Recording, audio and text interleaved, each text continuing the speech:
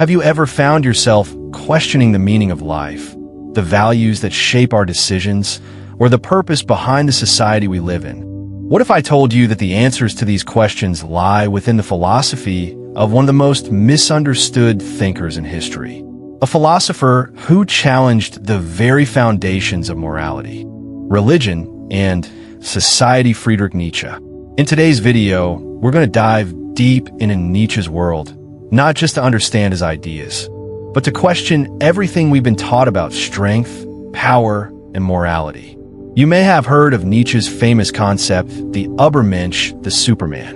But what if I told you that this idea is often taken completely out of context? What if I told you that Nietzsche didn't want to create an elite class to dominate the weak, but rather he wanted every individual to overcome their own limitations and create their own values, free from the constraints of tradition?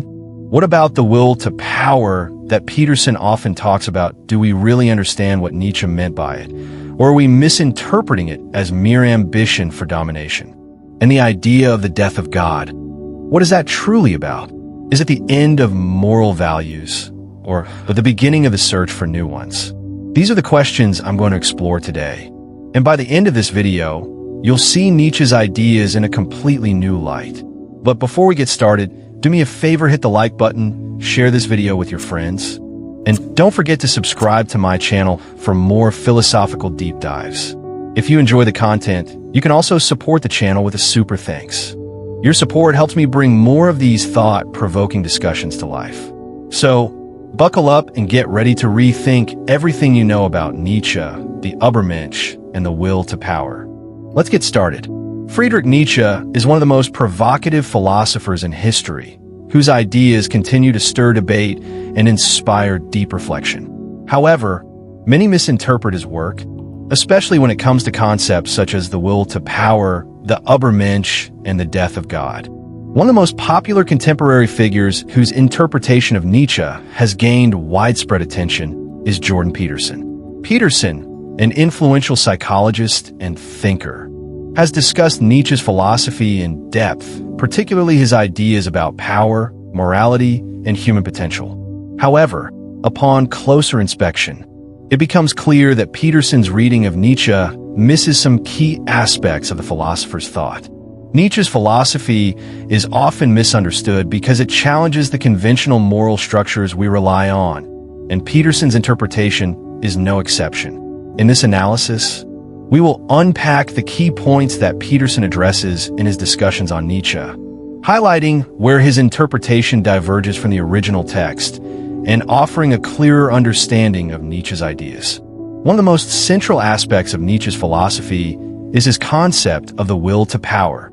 This is often reduced to a simplistic view of domination or coercion, but in reality, it is much more nuanced. The will to power is not just about exerting force over others, as many people assume, but about the fundamental drive of all life to grow, expand, and overcome obstacles.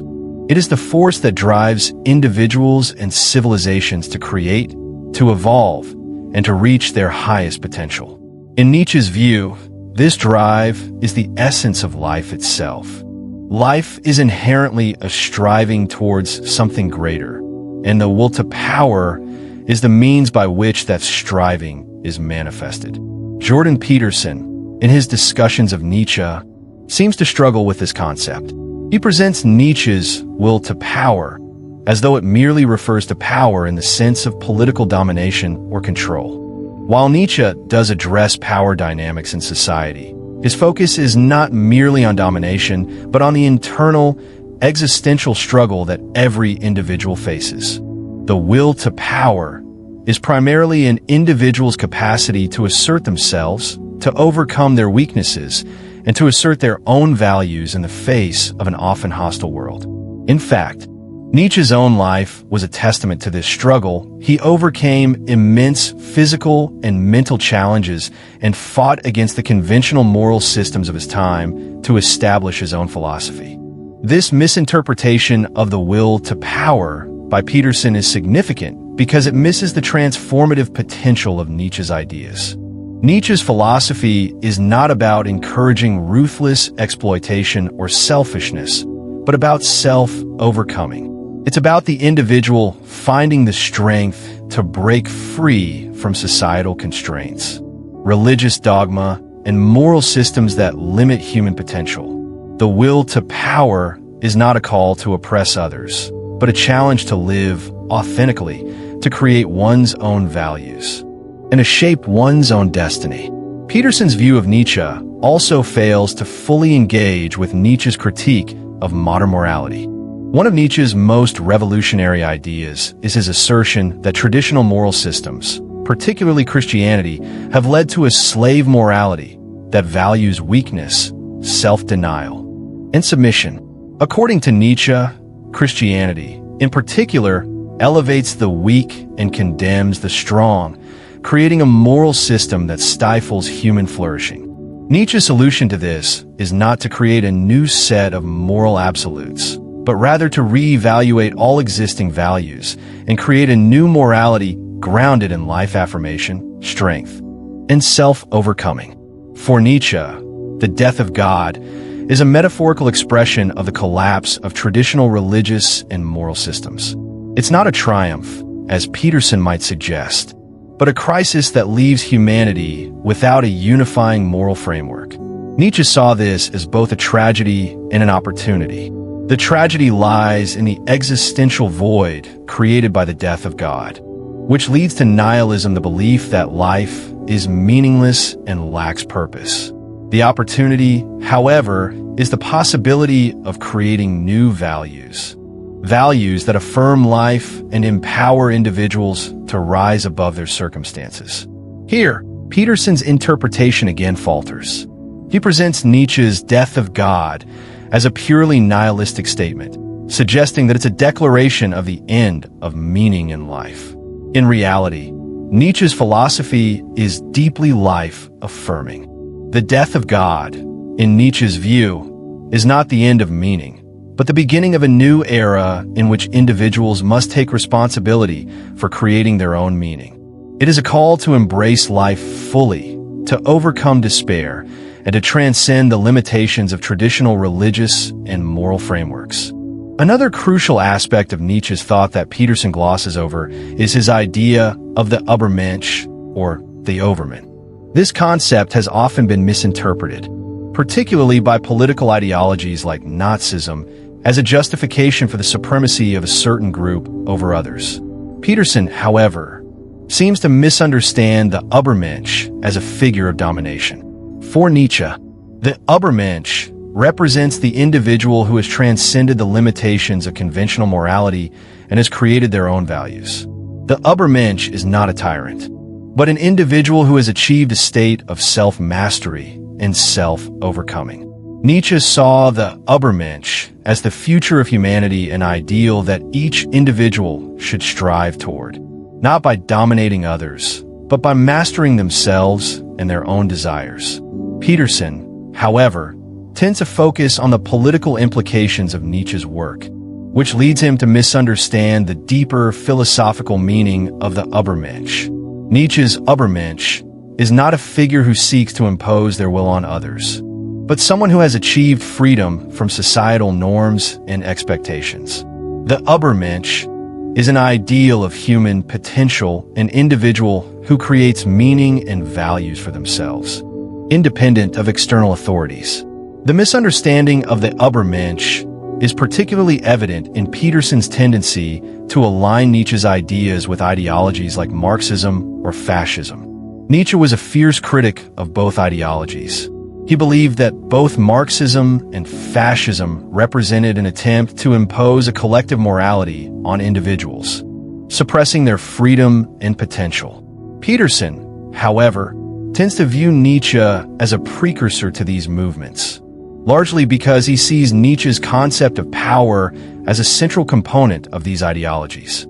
In reality, Nietzsche was critical of all forms of collectivism, particularly those that attempt to suppress individuality and impose rigid moral systems. One of the key distinctions that Peterson fails to make is the difference between power as a means of control and power as a means of self-mastery.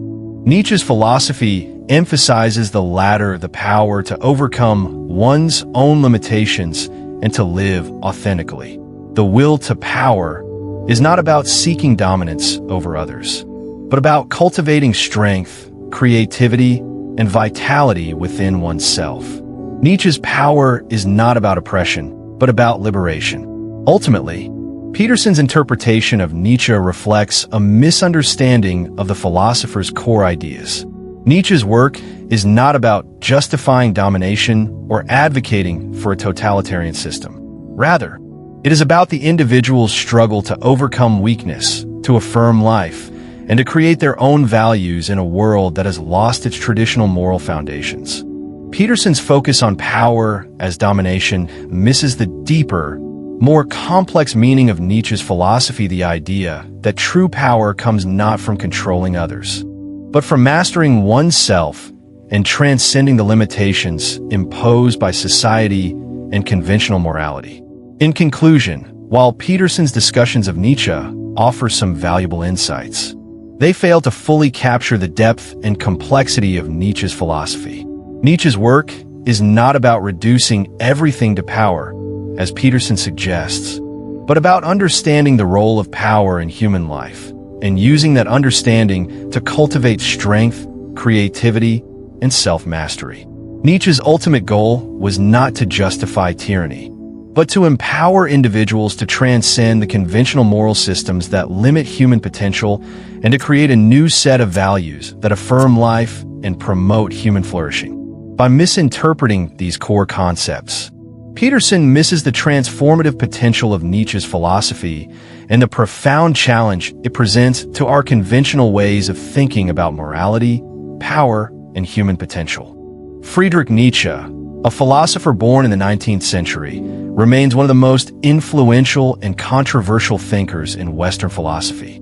His work challenges traditional moral values, critiques religious dogma, and delves deep into the complexities of human existence, power, and the nature of reality itself. Nietzsche's philosophy is often characterized by his rejection of objective morality, his radical revaluation of values, and his assertion that individuals must create their own meaning in life. While his work can be dense and intricate, several core concepts such as the will to power, the Übermensch, and the death of God stand out as central to understanding his broader philosophical vision. The will to power is perhaps Nietzsche's most famous and misunderstood concept. At its core, the will to power is not about domination or control in the traditional sense, as many assume. Nietzsche does not argue that power simply means exercising authority over others. Instead, he presents the will to power as the fundamental drive of all life, an inherent force that propels individuals and living beings to assert themselves, to overcome obstacles, and to grow. This drive is not limited to physical power, but extends to intellectual, artistic, and spiritual endeavors. It's a drive that pushes us to transcend our current state and evolve into something greater. This concept of power is deeply existential. It's about flourishing, creating, and manifesting one's potential, both individually and collectively. Take, for example, the growth of a tree. The tree does not simply exist in a static state. Its roots push through the soil. Its branches reach toward the sun, and it constantly strives to grow and expand. In the same way, humans are driven by an inherent will to power that compels us to seek meaning, express ourselves, and develop our talents. This drive, however, is not guaranteed to be positive. It can lead to destructive behavior if misdirected, as individuals may seek power through oppressive means. But Nietzsche believes that true power arises when an individual uses this drive to challenge conventional boundaries, overcome weaknesses, and create new values for themselves. Another key concept in Nietzsche's philosophy is the Übermensch, or Overman, or Superman. The Übermensch is a figure who has transcended traditional moralities and the constraints of societal norms. The Übermensch represents the ideal of human potential, someone who creates their own values and lives life fully, without relying on external sources of meaning or morality. Nietzsche introduced the idea of the Übermensch in his book Thus Spoke Zarathustra, where the character Zarathustra, Nietzsche's philosophical mouthpiece, urges humanity to strive for this higher state of existence. The Übermensch is not about being a tyrant or a dictator. Rather, it's about overcoming one's own limitations and achieving a higher state of self-mastery and self-affirmation. Nietzsche's vision of the Übermensch is often misunderstood as advocating for a superior race or a figure who imposes their will on others. In reality, the Übermensch is an individual who transcends the traditional moral frameworks, such as those imposed by religion, society, or even conventional notions of good and evil, and creates a new way of living. This new way of living is grounded in life, affirmation, strength, creativity, and the courage to embrace one's authentic self. The Übermensch is not about power over others, but about mastering oneself and rejecting conformity to societal norms. An important point here is that Nietzsche's idea of the Übermensch does not suggest a final state of human perfection, but rather an ongoing process of self-overcoming. It's a journey toward becoming the best version of oneself, one that is always evolving, always seeking greater depth and authenticity. The Übermensch is not a goal to be reached, but a continual process of transformation. For Nietzsche, human beings are not fixed or static. We are always becoming, always changing, always striving for more. The third central concept in Nietzsche's philosophy is the death of God. This idea, which Nietzsche famously declared in his work, The Gay Science, refers to the decline of religious belief and the collapse of the metaphysical framework that has traditionally governed Western thought. When Nietzsche says that God is dead, he is not referring to the literal death of a deity, but to the loss of faith in traditional religious systems, particularly Christianity. The death of God signals a profound shift in the way humanity understands meaning, morality, and existence itself. Nietzsche recognized that the death of God would create an existential crisis for humanity. Without a higher power or an ultimate source of meaning, people would be forced to confront the absurdity of life and the lack of inherent purpose. This, Nietzsche argued, would lead to nihilism, the belief that life is meaningless and that values are arbitrary. Nihilism is, in Nietzsche's view, a dangerous and destructive force, as it can lead to despair, hopelessness, and a loss of direction. However, Nietzsche did not see the death of God as purely negative. Rather, he saw it as an opportunity for human beings to create their own values and meaning. In a world without God, individuals must take on the responsibility of defining their own purpose. This is where the concept of the will to power comes into play. Nietzsche believed that in the absence of divine meaning, humans must embrace the power to create their own existence. They must affirm life, even in its most difficult and tragic forms, and find ways to live authentically and fully. Nietzsche's two major works, Beyond Good and Evil and Thus Spoke Zarathustra, are crucial to understanding these core concepts. In Beyond Good and Evil, Nietzsche critiques traditional moral systems, particularly those rooted in religious and metaphysical beliefs. He argues that these systems are based on false premises and have led humanity to adopt a slave morality that values weakness, humility, and submission. Nietzsche's solution is to embrace a new morality, one that values strength, power, and self-affirmation. This new morality, Nietzsche argues, is necessary for human flourishing and for overcoming the nihilism that arises from the death of God. In Thus Spoke Zarathustra, Nietzsche presents his ideas through the character of Zarathustra, a prophet-like figure who retreats to the mountains to seek enlightenment. Zarathustra's teachings revolve around the idea of the Übermensch and the revaluation of all values.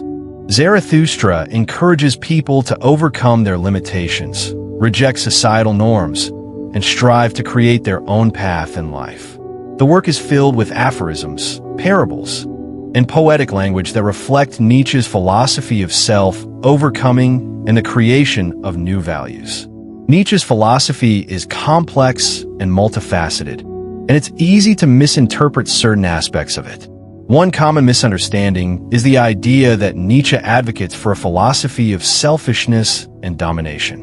While it is true that Nietzsche emphasizes the importance of individual strength and self-assertion, his philosophy is not about exploiting others or seeking to dominate them. Instead, it is about personal growth, overcoming adversity, and creating a life that is authentic and true to one's own desires and values.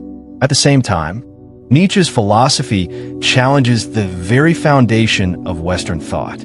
His rejection of absolute moral values, his critique of religious systems, and his emphasis on individual autonomy set him apart from many of his contemporaries. Nietzsche was not simply a critic. He was also a revolutionary thinker who sought to inspire individuals to take control of their lives, to affirm their existence, and to create new possibilities for the future. His work continues to resonate today because it addresses the fundamental questions of human existence. What is the meaning of life? What are the values that guide us? How can we live authentically in a world that no longer provides us with ready-made answers? To understand Nietzsche's work is to engage with the fundamental uncertainties of human life. His philosophy does not provide easy solutions, but it offers a framework for navigating the complexities of existence. Nietzsche's ideas about the will to power, the Übermensch, and the death of God challenge us to think critically about the nature of power, morality, and existence itself. They ask us to reconsider our assumptions, to question the values that shape our lives, and to strive for a deeper understanding of who we are and what we can become. Nietzsche's work is a call to live fully, to embrace our potential, and to create meaning in a world that offers no guarantees. Jordan Peterson, a renowned psychologist and public intellectual, has long engaged with the works of Friedrich Nietzsche, interpreting Nietzsche's philosophy in relation to contemporary social issues. Peterson is known for his critique of modernity and the collapse of traditional values, and he has often cited Nietzsche to support his arguments about the dangers of nihilism, the erosion of cultural and moral frameworks, and the need for individuals to take responsibility for their own lives. However, Peterson's interpretation of Nietzsche is not without its flaws. Although Peterson draws on Nietzsche to critique contemporary issues such as political correctness, collectivism, and the decline of religious values, his reading often misrepresents Nietzsche's core ideas, particularly when it comes to the concept of the will to power and the relationship between power and morality. In Peterson's discussions, Nietzsche is frequently framed as a thinker who warns against the dangers of nihilism and the breakdown of traditional structures in society. Peterson emphasizes Nietzsche's famous declaration that God is dead and uses it as a starting point for his analysis of contemporary crises, particularly the decline of religious and moral authority in Western civilization. Peterson suggests that Nietzsche's philosophy provides a way forward by advocating for individual responsibility and the creation of personal meaning. He often interprets Nietzsche's concept of the will to power as a call for individuals to assert themselves and take control of their own lives, resisting the forces of chaos and nihilism that threaten to engulf modern society. For Peterson, the will to power is understood as a metaphor for strength, discipline, and the overcoming of obstacles.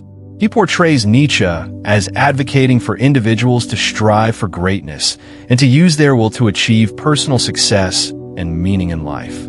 Peterson frequently highlights the psychological and therapeutic aspects of Nietzsche's work, suggesting that Nietzsche's philosophy can help people deal with the challenges of modern life by encouraging them to confront their fears, take responsibility for their actions, and transcend their limitations. In this sense, Peterson's interpretation of Nietzsche aligns with his broader worldview, which emphasizes the importance of self-discipline, personal agency, and the cultivation of virtues like courage, responsibility, and resilience. However, Peterson's reading of Nietzsche is problematic in several respects. particularly in his understanding of the will to power and its connection to morality. One of the most significant issues with Peterson's interpretation is his tendency to reduce Nietzsche's complex philosophical ideas into a more conventional, psychologically driven framework. Peterson often interprets Nietzsche's will to power as simply the drive for personal success, strength, or self-assertion, without fully engaging with Nietzsche's deeper exploration of power dynamics, morality, and the nature of human existence. Nietzsche's concept of the will to power is not merely about personal ambition or individual achievement in the conventional sense, as Peterson suggests. While it is true that Nietzsche emphasizes the importance of self-overcoming and the assertion of one's own values, the will to power is also a much broader, more existential concept. For Nietzsche, the will to power is not just a psychological force driving individuals to succeed, but a fundamental aspect of life itself, a force that drives all living beings to grow, expand, and overcome obstacles. This drive manifests not only in human ambition, but also in the natural world, where organisms struggle to survive, reproduce, and assert their existence. Nietzsche's will to power is thus an expression of life's inherent striving toward growth, vitality, and self-creation. This is where Peterson's interpretation begins to diverge from Nietzsche's original ideas. Peterson tends to frame the will to power in terms of social and political power, focusing on its potential to foster individual achievement and societal order.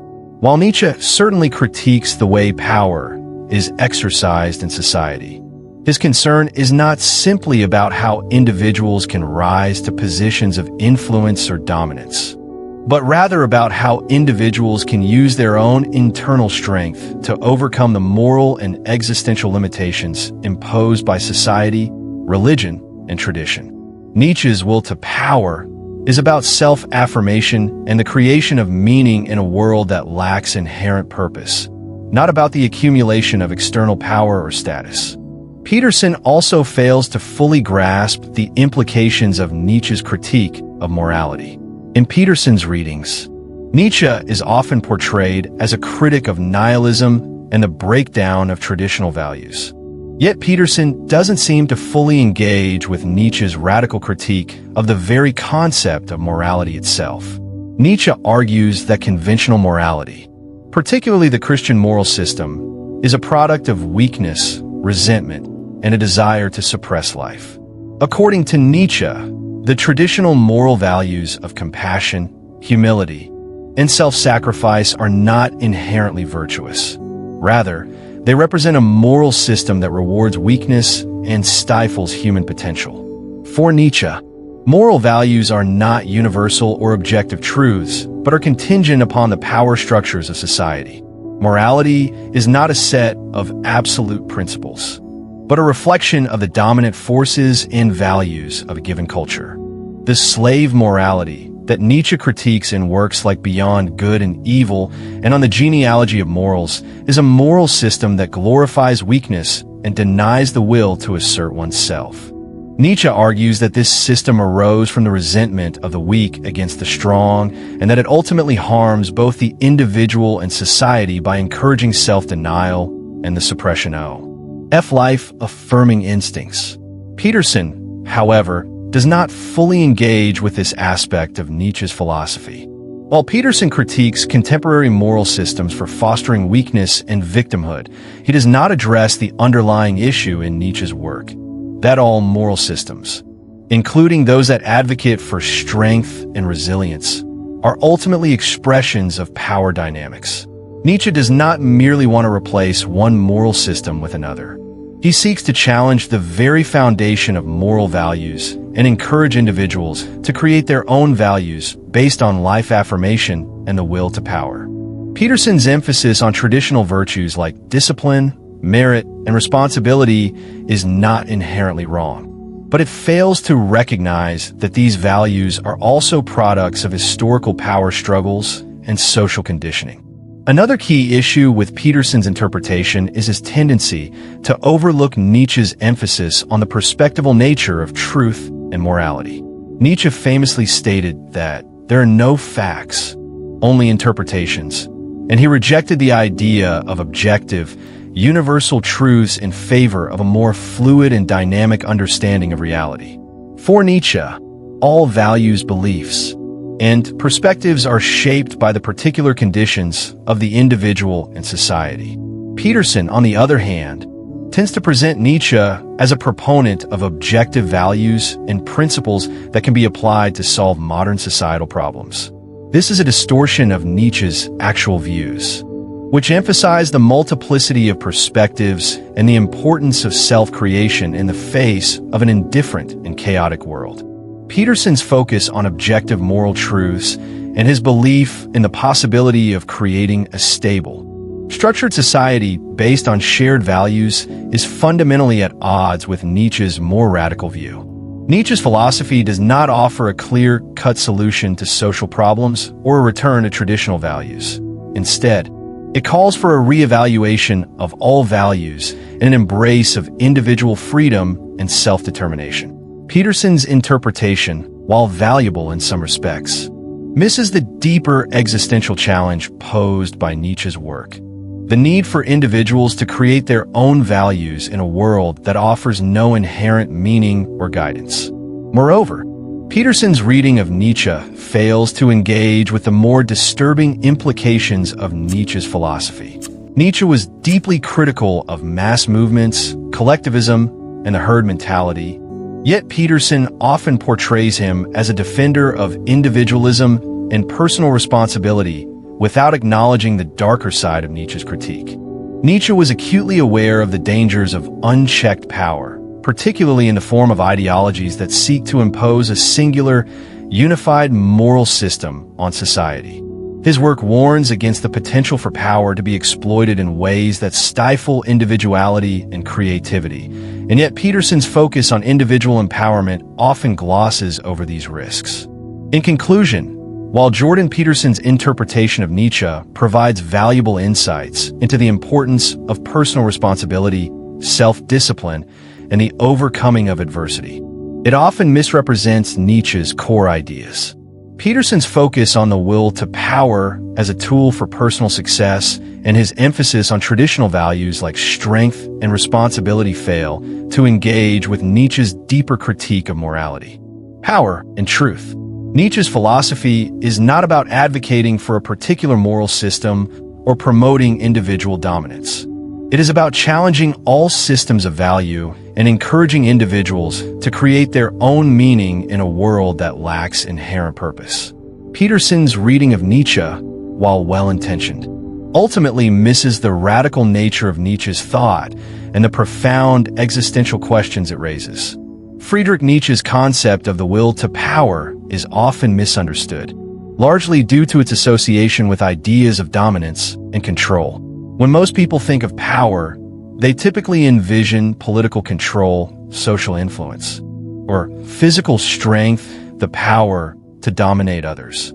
However, Nietzsche's interpretation of power is far more nuanced and complex. The will to power is not about conquering others, but about the fundamental drive within all living beings to assert themselves, overcome obstacles, and achieve growth. It is not simply a desire to exercise power over others, but an inherent drive to transcend oneself, overcome limitations, and reach higher states of being. This drive manifests in many forms, from intellectual and artistic pursuits to personal development and the creation of new values. At its core, the will to power is about self-overcoming. Nietzsche believed that every individual possesses an innate drive to push beyond their current state, to challenge and overcome their own weaknesses, and to continuously evolve into something greater. This concept ties into his broader philosophy of life affirmation, the idea that individuals should embrace life in all its complexities, including its suffering and challenges, and use these experiences as stepping stones toward greater self-realization. Life, according to Nietzsche, is a constant struggle, but it is also a constant opportunity for growth, for the assertion of will, and for the creation of meaning. Take, for example, the concept of a person striving to become a professional musician. In this pursuit, the individual faces challenges, including doubts, failures, and physical limitations, whether it's struggling to master an instrument, dealing with critical feedback, or overcoming fear of public performance. These struggles are part of the journey. The individual must constantly push themselves beyond their current abilities, face discomfort, and transcend their limitations in order to succeed. This process of growth and self-improvement is what Nietzsche would identify as the will to power. It's the internal force driving individuals to assert themselves and overcome obstacles in their personal and professional lives. Nietzsche's will to power is not simply about personal achievement or recognition, but about becoming the best version of oneself through the process of overcoming. However, Nietzsche's concept of the will to power extends beyond individual self-improvement. It is a fundamental aspect of life itself. Nietzsche believed that all living beings are driven by the will to power, not just humans. This drive shapes the development of species, the survival of organisms, and the dynamic relationships between different forms of life. In the natural world, we see the will to power in the way that animals assert themselves, adapt to their environment, and struggle for survival. For Nietzsche, this drive is not morally good or bad, it simply is. The will to power represents the raw, unfiltered energy of life, which can take on different forms depending on the individual's circumstances and the conditions they face. This drive towards self-overcoming and personal growth is what makes Nietzsche's philosophy so compelling and, at times, controversial. Nietzsche's rejection of traditional moral systems, especially the Christian moral framework, was rooted in his belief that these systems suppress the will to power. Traditional morality, according to Nietzsche, often encourages self-denial, humility, and passivity, qualities that inhibit personal growth and the full expression of one's potential. Instead of focusing on the development of individual strength and creativity, traditional moral systems reward weakness and submission, which Nietzsche saw as life-denying. This brings us to one of the central elements of Nietzsche's philosophy, his view of morality.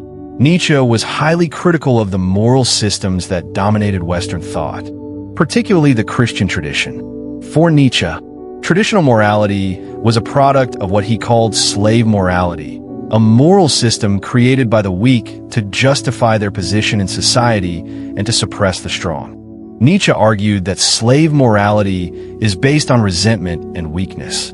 It praises qualities like humility, self-sacrifice, and compassion, which are often seen as virtues in traditional religious and moral systems. However, Nietzsche believed these qualities were born out of a desire to control the strong and powerful, to create a moral framework that justified the weakness of the oppressed. Slave morality, Nietzsche argued, was rooted in resentment, the resentment of the weak toward the strong, who were able to assert their will to power. This resentment led to the creation of a morality that glorified meekness and submission while condemning strength and vitality.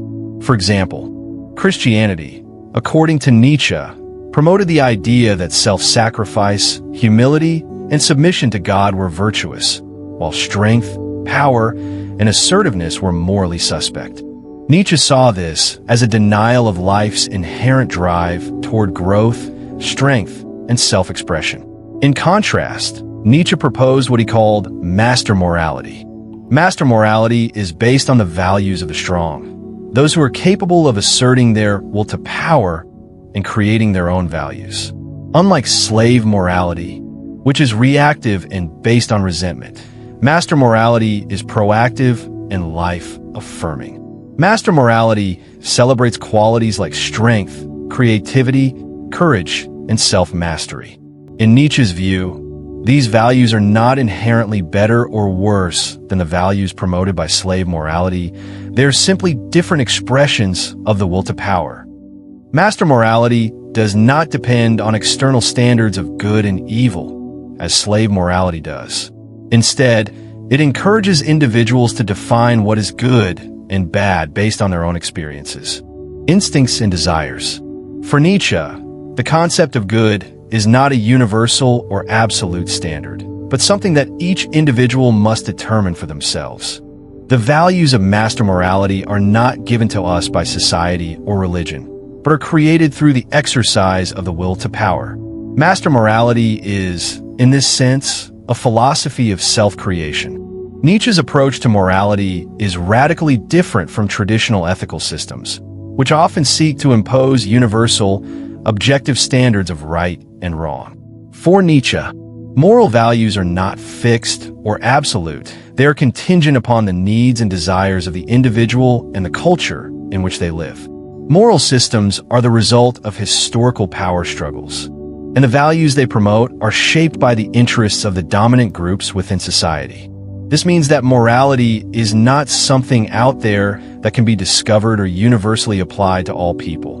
Rather, it is a social construct that reflects the power dynamics of a given time and place. One of Nietzsche's key contributions to moral philosophy is his argument that traditional moral systems often suppress the will to power and limit human potential. By promoting values like humility, compassion, and self-sacrifice, traditional morality encourages people to deny their own desires and instincts in favor of an external moral code. Nietzsche saw this as a form of self-repression that stifles creativity, vitality, and personal growth. For Nietzsche, true morality, the morality of the will to power, is not about adhering to external rules or conforming to societal expectations. Instead, it is about creating one's own values and living in accordance with one's own instincts and desires. This view of morality as a product of power relations leads Nietzsche to reject the idea of objective or universal moral truths. For Nietzsche, all moral systems are contingent and relative, shaped by the cultural, historical, and social contexts in which they arise. There is no universal good or evil that applies to all people at all times.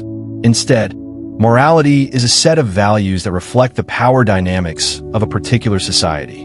Nietzsche's moral relativism challenges the traditional notion that there are objective moral facts that can guide human behavior. In Nietzsche's view, there are no moral facts, only moral interpretations that are shaped by the will to power of those who create them. This does not mean that Nietzsche endorses moral relativism in the sense that anything goes or that all moral systems are equally valid. Rather, Nietzsche challenges us to question the values we hold and to create our own values in accordance with our own instincts and desires. For Nietzsche, morality is not a set of universal principles that everyone must follow, but a creative and personal endeavor that reflects the individual's own will to power. The individual must take responsibility for their own values and actions, rather than relying on external authorities or societal norms to define what is good or bad. Nietzsche's rejection of objective morality and his emphasis on the contingency of moral values has far-reaching implications for ethics and society. If morality is not fixed, then it is up to each individual to determine their own moral framework, free from the constraints of traditional moral systems. This opens up the possibility for greater personal freedom and self-expression, but it also presents challenges. Without a universal moral code to guide us, we must navigate the complexities of life and morality on our own. This requires great courage, self-awareness, and the willingness to confront the uncertainties of existence. In the end, Nietzsche's view of the will to power and morality challenges us to reconsider the very foundations of our ethical beliefs. Rather than accepting moral values as given or handed down from above, Nietzsche encourages us to create our own values and live in accordance with our own instincts and desires. This philosophy calls for a radical rethinking of the nature of morality, one that recognizes the importance of power, self-assertion, and self-overcoming in the creation of meaning and value. Nietzsche's views on morality are not about promoting selfishness or tyranny, but about empowering individuals to live authentically and create their own path in life. Nietzsche's declaration of the death of God is one of the most famous and misunderstood aspects of his philosophy. It is often seen as a triumphant statement, a celebration of humanity's liberation from the constraints of religious dogma and metaphysical authority. However, Nietzsche's declaration is not a joyous proclamation of freedom. Rather, it is a profound warning about the dangers that arise when the central moral and metaphysical framework of society collapses. The death of God represents the existential crisis that arises when the belief in a higher power, one that provides meaning, order, and moral guidance, disappears. Nietzsche understood this event as a turning point in human history, one that would have far-reaching consequences for individuals, society, and culture.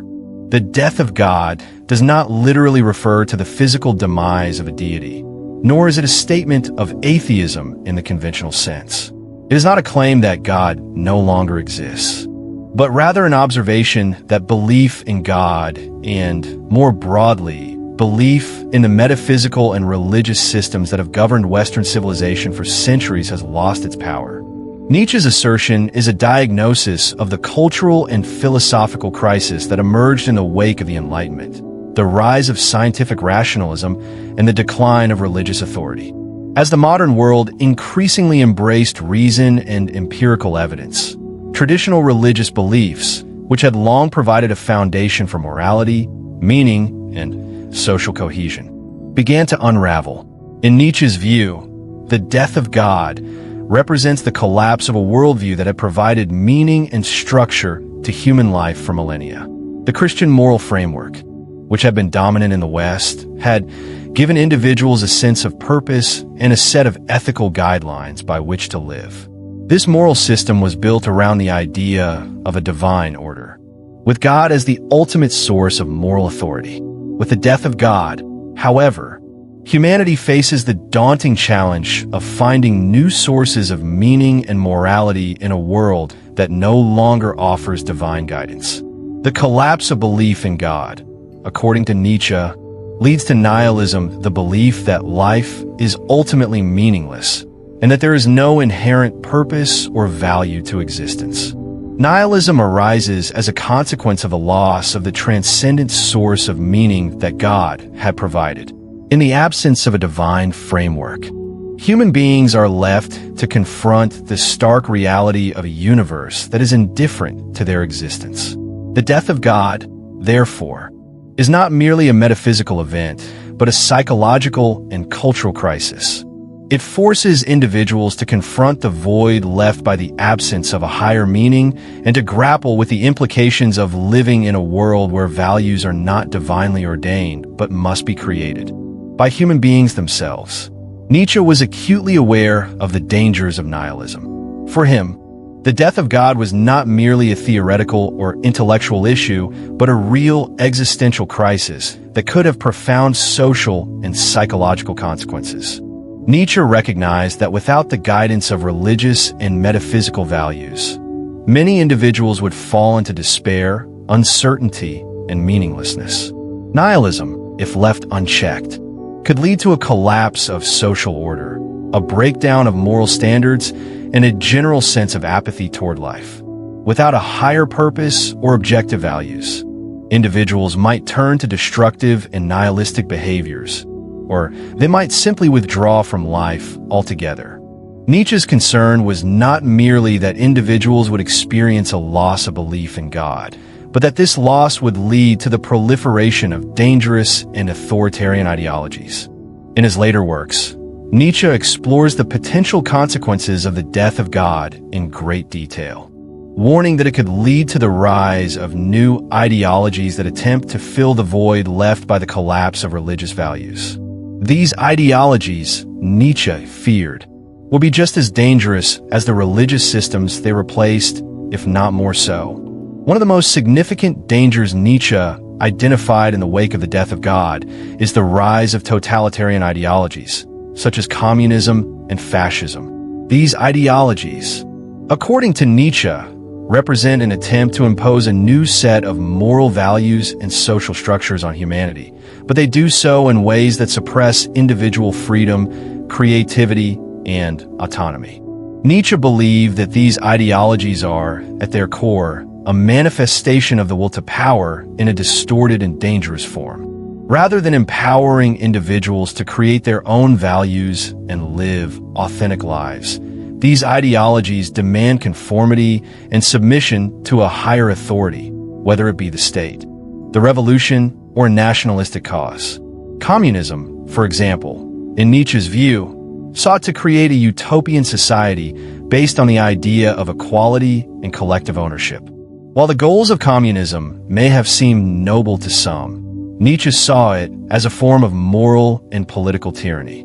The desire to create a classless society, in Nietzsche's eyes, represented a collective attempt to suppress the individual's will to power in favor of a uniform, state-imposed morality. The idea of equality was, in Nietzsche's view, a form of leveling that denied the natural differences between individuals and their potential for self-overcoming. The state, in this framework, would become the new God, an all-encompassing force that dictates the values, goals, and behavior of its citizens. Similarly, fascism and nationalism, which were rising in Europe during Nietzsche's time, represented another form of authoritarianism that sought to impose a single, unified moral vision on society.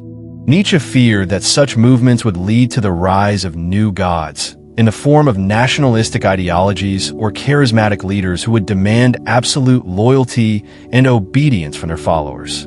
These ideologies, Nietzsche believed, would replace the old religious systems but would ultimately lead to the same kind of repression and conformity.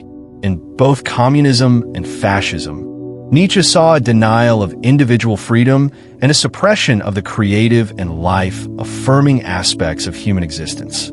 Nietzsche's warning about the rise of dangerous ideologies in the wake of the death of God is strikingly prescient.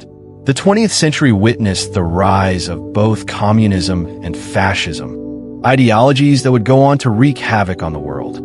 The totalitarian regimes that emerged in the wake of these ideologies sought to impose a new set of values on humanity, often with catastrophic consequences.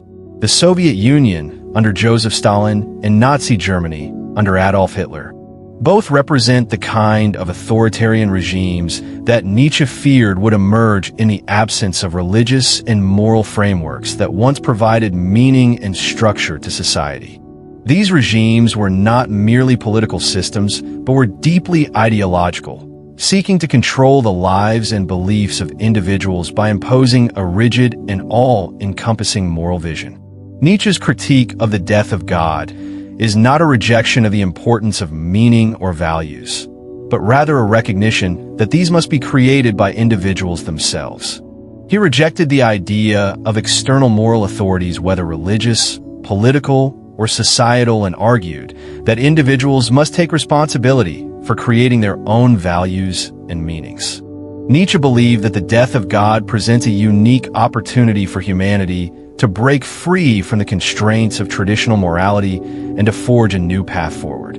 But this opportunity comes with immense risks. Without the guidance of a higher moral authority, humans are left to confront the abyss of nihilism and are vulnerable to the rise of dangerous ideologies that seek to impose false meaning and control over their lives. In this sense, Nietzsche's Death of God is not a celebration of freedom from religious authority, but a sobering recognition of the challenges and dangers that arise when traditional structures of meaning collapse. Nietzsche understood that the loss of faith in God would require individuals to take on the daunting task of creating new values and meanings for themselves. But he also warned that this freedom could easily be hijacked by ideologies that promise simple answers and false solutions. The rise of communism, fascism, and other forms of totalitarianism serves as a stark reminder of the dangers that Nietzsche foresaw in the wake of the death of God. Nietzsche's message is clear. The death of God is not the end of meaning, but the beginning of a new era in which individuals must take responsibility for creating their own meaning in the world. However, this process of self-creation is fraught with danger. The collapse of traditional religious and moral values opens the door to the rise of new ideologies that promise to fill the void left by the death of God. But these ideologies often come at the cost of individual freedom and autonomy. Nietzsche's warning about the dangers of the death of God is a powerful reminder of the need for individuals to take responsibility for their own values and meaning, while also remaining vigilant against the allure of ideologies that seek to impose false meaning and control over their lives. Friedrich Nietzsche's concept of the Übermensch, or the Overman, is one of the most intriguing and often misunderstood aspects of his philosophy. Often misconstrued as an elitist or tyrannical figure, the Übermensch is not meant to represent a dominant ruler or oppressor, but rather an ideal of personal transcendence and self-overcoming. Nietzsche introduced the Übermensch as a goal for humanity, a figure who transcends the conventional limitations of morality, society, and culture. This ideal is about an individual's capacity for creativity, self-mastery, and personal growth, striving for excellence, and affirming life in all its complexities. Nietzsche's Übermensch is not about achieving dominance over others, but about becoming the best version of oneself by overcoming internal and external limitations. The Übermensch is a symbol of what humanity could become if individuals truly embrace their own power to create values, to assert their will, and to live authentically. For Nietzsche, traditional moral values, those imposed by religion, society, or political structures, limit individual potential. The Übermensch represents the person who rejects these prescribed values and creates their own path, independent of the moral and societal frameworks that traditionally govern behavior. Nietzsche's Übermensch is a figure who says yes to life in its entirety, including its suffering, challenges, and contradictions, and uses these experiences to grow and evolve.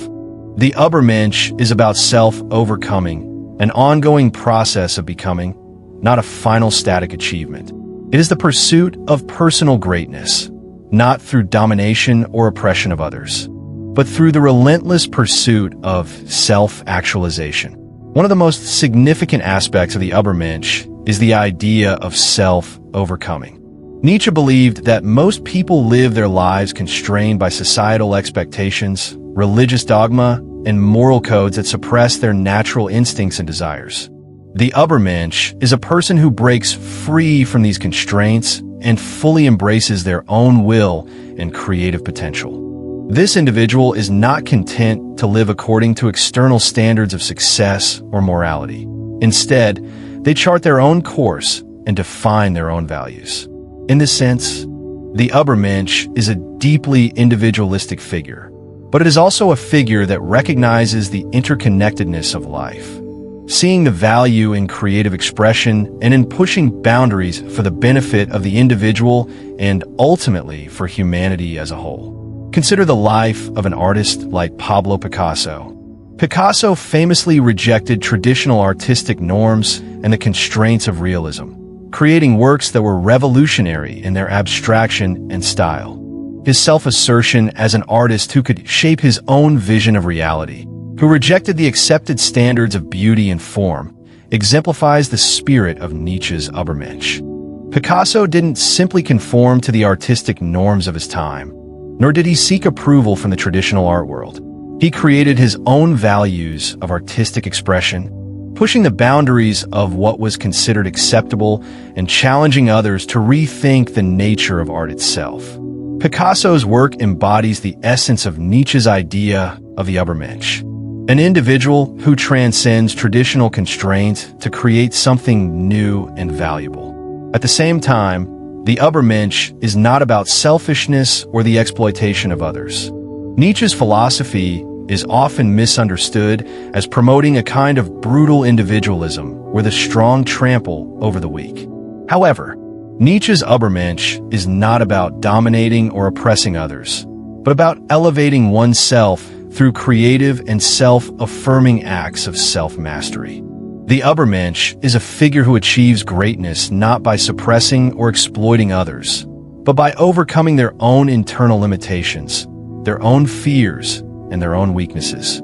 The Übermensch is someone who creates new values, embraces personal growth, and recognizes that true greatness comes from self-assertion, not the oppression of others. Unfortunately, the concept of the Übermensch has been widely misinterpreted, particularly in the 20th century, where it was appropriated by political movements like fascism and Nazism. The Nazi regime, under Adolf Hitler, sought to co-opt Nietzsche's ideas, particularly the concept of the Übermensch, to justify their belief in Aryan superiority and the subjugation of other races. This distortion of Nietzsche's philosophy is a prime example of how ideas can be misused and misinterpreted for political purposes. The Nazis used the idea of the Übermensch to promote an ideal of racial purity and to justify the oppression and extermination of millions of people. However, Nietzsche himself was a fierce critic of nationalism, anti-Semitism, and all forms of collectivism. He rejected the idea of the Übermensch as a figure who would dominate others or be part of a collective movement. Nietzsche's Übermensch is not a figure of political power, but a symbol of individual transcendence and self-creation. Nietzsche did not advocate for the oppression of any group of people, nor did he support any ideology that sought to impose a rigid moral system on society. His Übermensch is a free spirit, someone who creates their own path and rejects the moral and cultural constraints that limit human potential. One of the central flaws in the way the Nazis appropriated Nietzsche's concept of the Übermensch was their interpretation of strength. Nietzsche's Übermensch is not about physical strength or power over others. It is about the strength to overcome one's own limitations, to challenge societal norms, and to live authentically. Nietzsche's Übermensch embraces life's challenges, suffering, and contradictions, and uses these experiences to become stronger and more creative. The Nazi interpretation of the Übermensch, on the other hand, was grounded in a belief in racial superiority and the idea that strength comes from the domination and subjugation of others. This was a complete distortion of Nietzsche's ideas.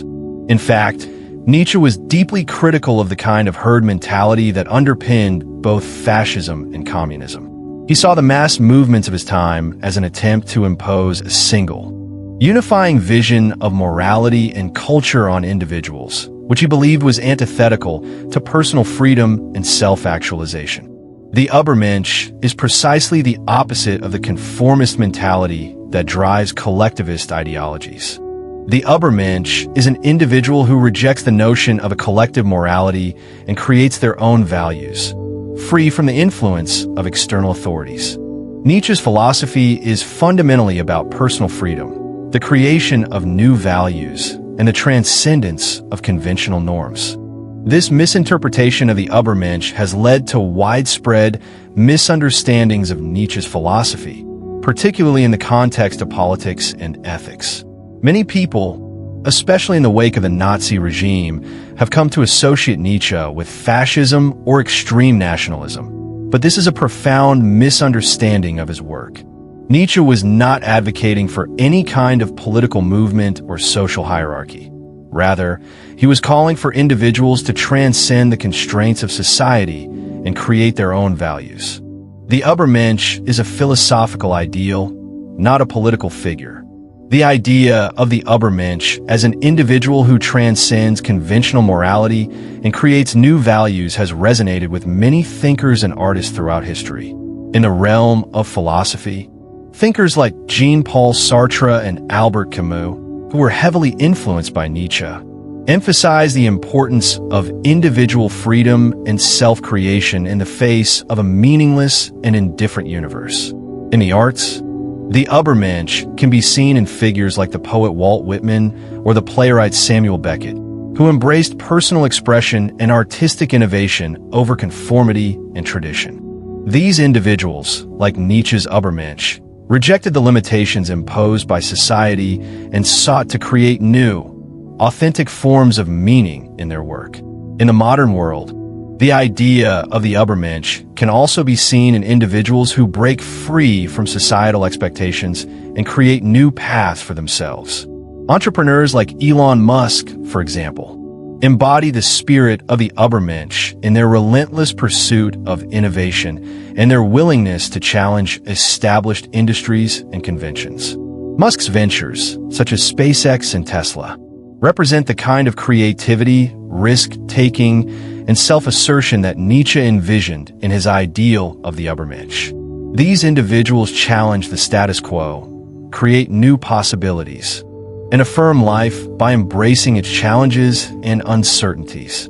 The Übermensch is ultimately a symbol of human potential, of what individuals can achieve when they transcend their limitations, reject conformity, and create their own values. It is not about dominating others or imposing one's will on society, but about the individual's ability to shape their own destiny, overcome obstacles, and live authentically. Nietzsche's Übermensch is a figure who embodies the highest potential of human existence, someone who creates new values, embraces life's challenges, and affirms the will to power in the most creative and transformative way possible. The misunderstanding of the Übermensch as a figure of tyranny and domination is one of the greatest misinterpretations of Nietzsche's philosophy, and it is a distortion that continues to affect how Nietzsche is perceived today. The Übermensch is not a political leader or a ruler.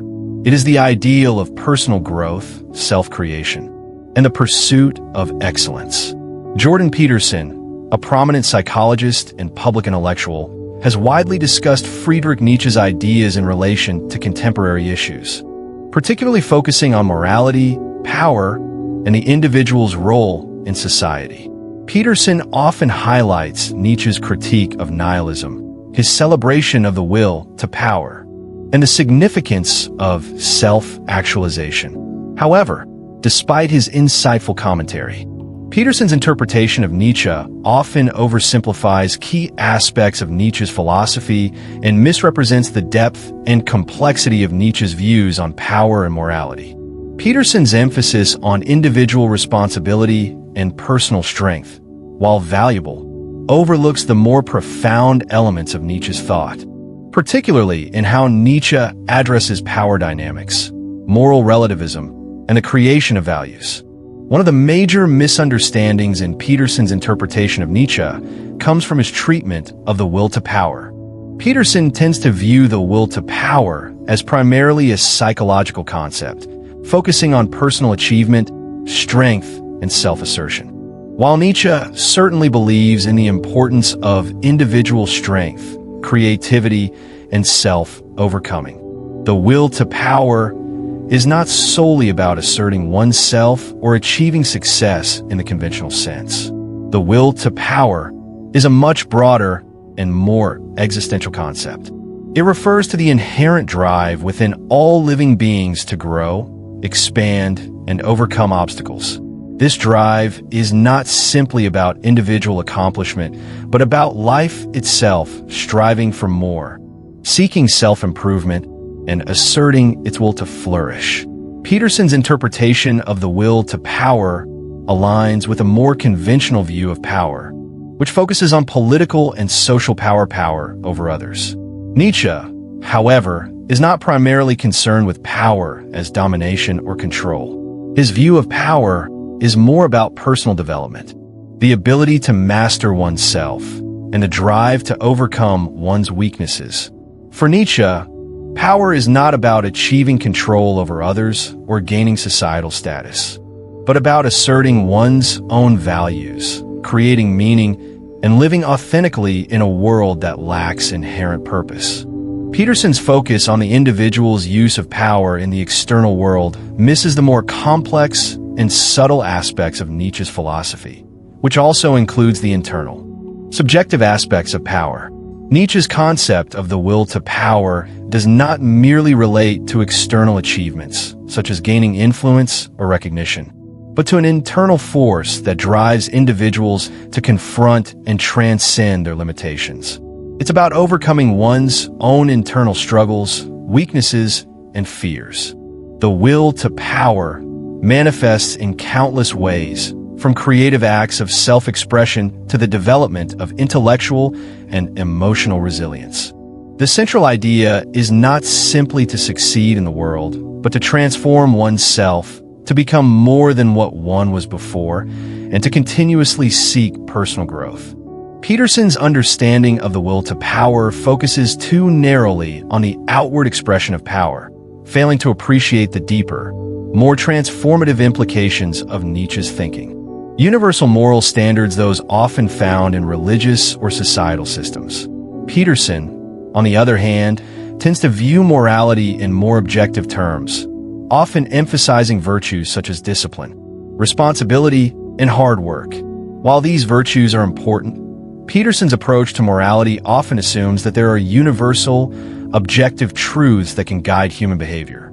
Nietzsche, however, rejected the very idea of objective morality. For Nietzsche, moral values are not fixed or absolute. They are created by individuals and are contingent upon their personal experiences and the specific historical and cultural contexts in which they live. In Nietzsche's view, moral systems are not divinely inspired or based on universal truths, but rather products of the power dynamics within society. Moral values are shaped by the needs and interests of dominant groups within a culture, and these values often serve to suppress the vitality and creativity of the individual.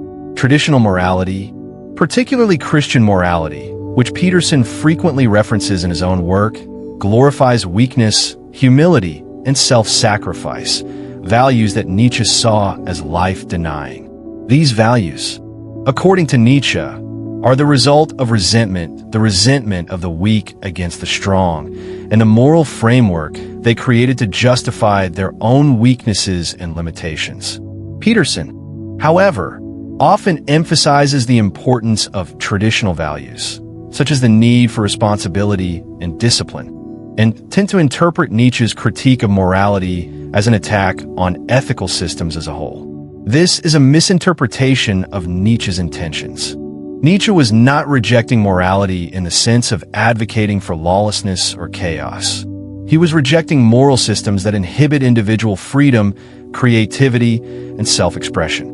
Nietzsche's philosophy encourages the creation of new values, ones that are not imposed by society or religion, but are instead based on the individual's own instincts, desires, and experiences. Peterson's interpretation also tends to overlook the radical implications of Nietzsche's perspectivism. Nietzsche famously stated that there are no facts, only interpretations. And this idea lies at the heart of his moral philosophy. Nietzsche's perspectivism challenges the notion of objective truth, particularly in the realm of morality. For Nietzsche, truth is not a universal, absolute reality, but a construct shaped by individual perspectives and historical context. Peterson, on the other hand, tends to lean towards more traditional views of truth, often implying that there are objective moral facts that can guide human behavior. This difference in perspective is central to understanding the divide between Peterson's views and Nietzsche's philosophy. Peterson's focus on objective truth and universal values runs counter to Nietzsche's call for individuals to create their own values and to reject external authorities. Nietzsche's moral philosophy is based on the idea that individuals must take responsibility for their own lives, and in doing so, create their own meanings and values. For Nietzsche, the death of God was not a cause for despair, as Peterson often interprets it, but an opportunity for individuals to break free from the constraints of traditional moral systems and to forge new paths based on their own understanding of life's meaning. In contrast, Peterson's emphasis on order, discipline, and traditional values, though useful in some respects, tends to miss the more radical and creative elements of Nietzsche's philosophy. Nietzsche's view of morality is not about following prescribed rules or adhering to objective standards, but about the creative act of self-overcoming and the establishment of new values. While Peterson advocates for personal responsibility and moral clarity, Nietzsche's approach is more about embracing the ambiguity of life and accepting that individuals must create their own meaning in a world that offers no inherent purpose. Peterson's view of morality also often presupposes a certain level of social stability, assuming that traditional values, like discipline and responsibility, provide the foundation for a functioning society. While this is true to some extent, Nietzsche would argue that societies often impose these values to maintain control and suppress the creative potential of individuals. Nietzsche's critique of morality is not just an academic exercise, but a deep concern with the ways in which moral systems shape human lives, often in ways that limit personal growth and individual expression. In terms of political philosophy, Peterson's views also diverge significantly from Nietzsche's. Peterson often critiques modern political ideologies, particularly collectivism, socialism, and postmodernism, for undermining individual responsibility and freedom. He aligns with the idea of the sovereign individual, someone who takes responsibility for their own life and success. Nietzsche, however, was not concerned with political ideologies in the traditional sense. While he was critical of mass movements and collectivism, his critique went much deeper, targeting the very idea of collectivism itself as an imposition on individual freedom. Nietzsche's philosophy calls for a radical rethinking of how we understand power, authority, and morality, and it urges individuals to step away from societal constraints and create their own ethical systems. Nietzsche's philosophy can be a powerful lens through which we can understand the complexities of human existence, society, and values. His radical approach to morality, the rejection of objective truths, and his focus on self-overcoming offer a new perspective on the human condition. Rather than relying on external authorities or moral frameworks to dictate our actions, Nietzsche encourages us to embrace our individuality and create our own path in life. Reflecting on Nietzsche's ideas and their relevance to modern society, I find that his philosophy provides a liberating yet challenging framework for understanding human life.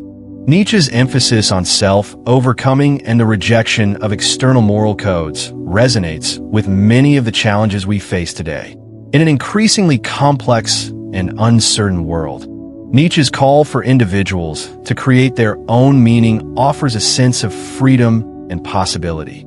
But it also comes with the responsibility of confronting the chaos and ambiguity that life presents. Nietzsche's philosophy challenges us to embrace the uncertainty of existence, to reject complacency, and to constantly strive for growth and self-improvement.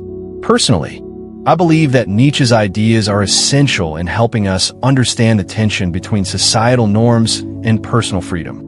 His critique of traditional morality, while unsettling for some, encourages a deeper reflection on the values that govern our lives and how they may be constraining us. Nietzsche's philosophy is not for the faint-hearted. It demands courage, creativity, and a willingness to confront the uncomfortable truths about life. But it also offers a vision of human potential that is unbounded, a call to embrace life in all its complexity and to create meaning in a world that offers none. In conclusion, while Peterson's interpretation of Nietzsche offers useful insights into personal responsibility and the importance of strength, it misses the larger, more radical implications of Nietzsche's philosophy. Nietzsche's ideas go beyond traditional notions of morality and individualism, calling for a rethinking of how we understand power, values, and the meaning of life. By embracing Nietzsche's challenge to create our own values and meanings, we can better understand the complexities of human existence and the role we each play in shaping our own lives and the world around us. Friedrich Nietzsche's philosophy offers a profound critique of the moral and metaphysical foundations of Western civilization, encouraging individuals to challenge societal norms, question traditional values, and create their own path towards self-actualization. Nietzsche's central ideas, such as the will to power, the concept of the Übermensch, and the notion of the death of God, all point toward one essential truth. Humanity must transcend the limits imposed by conventional morality, religion, and culture to truly realize its potential. In contrast, Jordan Peterson, while engaging with Nietzsche's ideas, has often misunderstood and oversimplified critical aspects of Nietzsche's thought, particularly regarding power, morality, and the role of the individual in society. By evaluating these discrepancies, we can gain a clearer understanding of Nietzsche's philosophical contributions and consider how they can be applied to contemporary life. One of the most significant misunderstandings in Peterson's interpretation of Nietzsche is his treatment of the will to power. Peterson often interprets the will to power as a simple psychological drive for strength, success, and individual achievement, which focuses on the external, material aspects of power. While Nietzsche certainly champions the pursuit of strength and self-assertion, his will to power is not merely about gaining control over others or achieving status. Instead, it is about overcoming an internal force that drives individuals to transcend their limitations, confront their weaknesses, and grow in new, creative ways. The will to power, for Nietzsche, is about creating one's own values and meaning, not conforming to the values dictated by society, religion, or tradition. Nietzsche's philosophy emphasizes internal transformation, self-mastery, and personal growth, rather than simply the accumulation of external power. Peterson's misinterpretation of this concept reduces Nietzsche's complex ideas to a more conventional and somewhat superficial view of power. In addition to his misunderstanding of the will to power, Peterson also fails to fully appreciate Nietzsche's critique of traditional morality. Nietzsche argued that conventional moral systems, especially the Christian moral framework, are rooted in slave morality, which he saw as an expression of weakness, resentment, and suppression. Traditional morality glorifies qualities like humility, self-sacrifice, and meekness, which Nietzsche viewed as life-denying.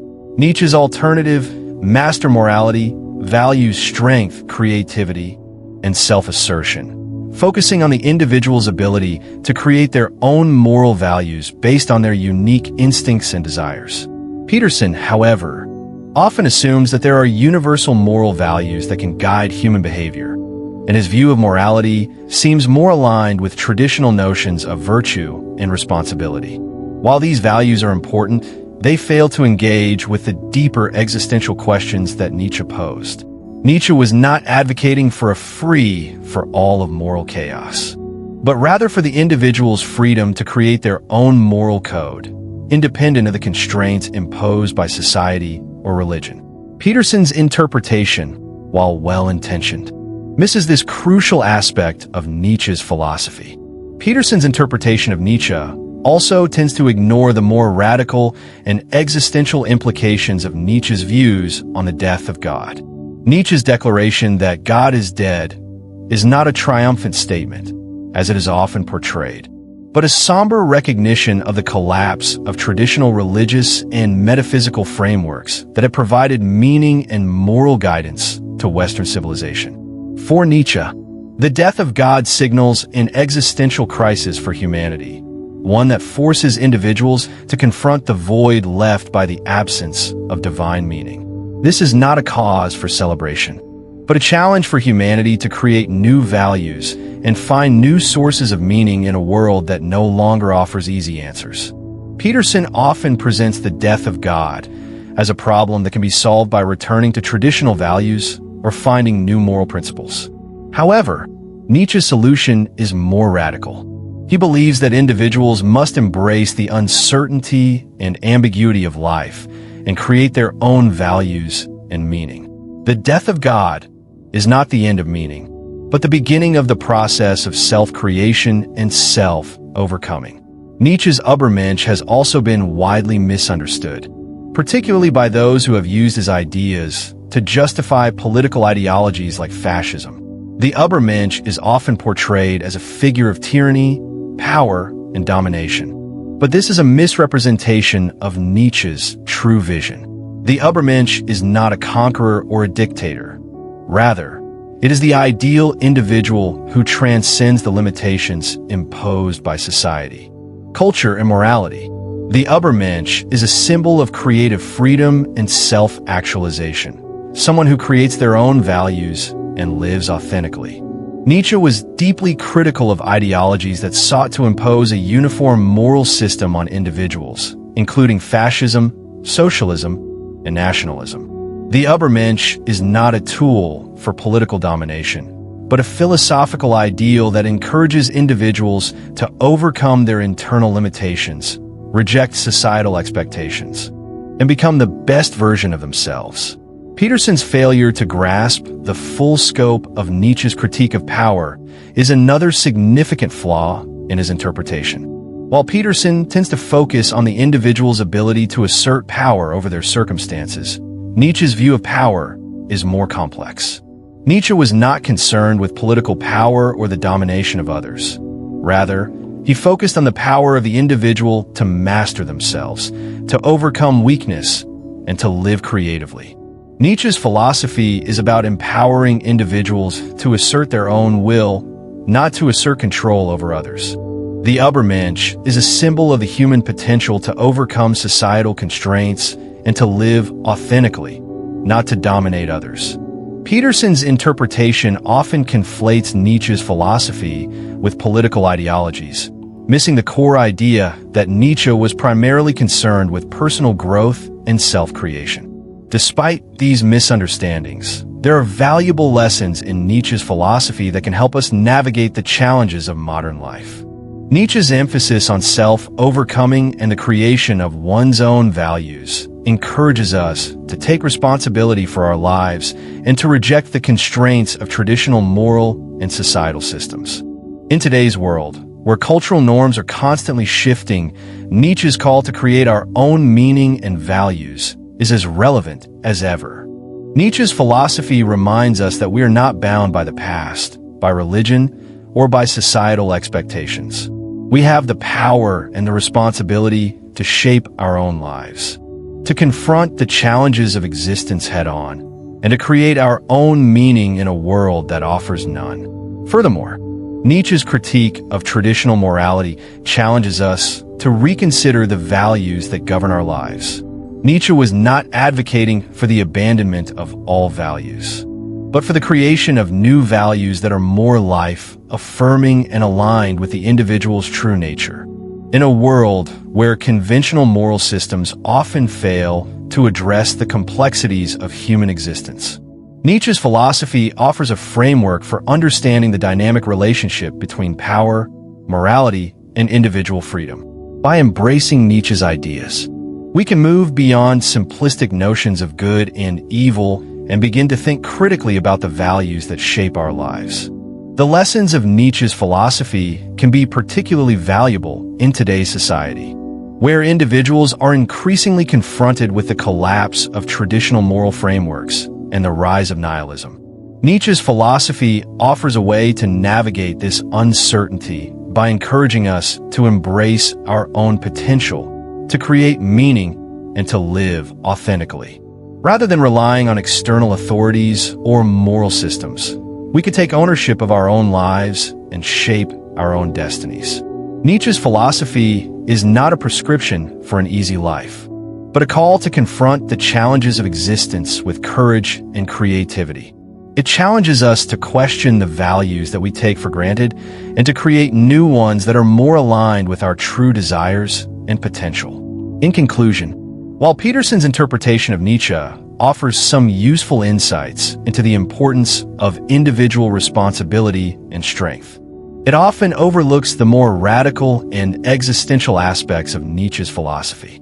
Nietzsche's ideas about the will to power, the Übermensch, and the death of God are not about political domination or the imposition of a new moral system, but about personal transformation and the creation of new values. Nietzsche's philosophy encourages us to take responsibility for our own lives, to reject external moral systems, and to create meaning in a world that offers none. By embracing Nietzsche's challenge to create our own values and to live authentically, we can gain a deeper understanding of ourselves, our society, and the world around us. Nietzsche's philosophy is not a call for rebellion or nihilism, but a call for creative self-overcoming and the creation of a life that is truly our own. And that's it for today's exploration into Nietzsche's philosophy. We've peeled back the layers of some of his most misunderstood concepts: the Übermensch, the will to power, and the death of God, and seeing how they can be misinterpreted or even manipulated. Nietzsche didn't want to create a world where the strong trample the weak. No, what he wanted was for each of us to find our own strength, to create our own values, and to become the best version of ourselves free from the restrictions of imposed morality and social norms. So, what do we take away from all of this? It's a simple yet profound message. We are responsible for creating meaning in our own lives. We must challenge the values handed down to us, question the societal norms that define us, and most importantly, strive for self-overcoming. The Übermensch isn't a leader who rules over others, but an individual who continually pushes themselves to grow, evolve, and live authentically. And here's a challenge for you. Take a moment to reflect on your own values and your own path in life. Are you living according to your own truth, or are you simply following the values that society or religion has set for you? Can you embrace the uncertainty and create your own meaning, just as Nietzsche urges us to do? I want to hear your thoughts on this. Drop a comment below, and let's discuss how Nietzsche's ideas can help us navigate the complexities of modern life. If you found this video valuable, don't forget to like, share, and subscribe to the channel. It helps the channel grow and reach more people who might benefit from this kind of deep philosophical dive. Also, if you really enjoyed the content and want to support the channel, hit that super thanks button. It's a great way to show your appreciation and help me create even more insightful videos like this one. Thanks for watching, and until next time, remember, life is full of challenges, but it's how we rise to meet those challenges that defines who we truly are. Keep questioning, keep growing, and keep striving to be the Übermensch in your own life. See you in the next video.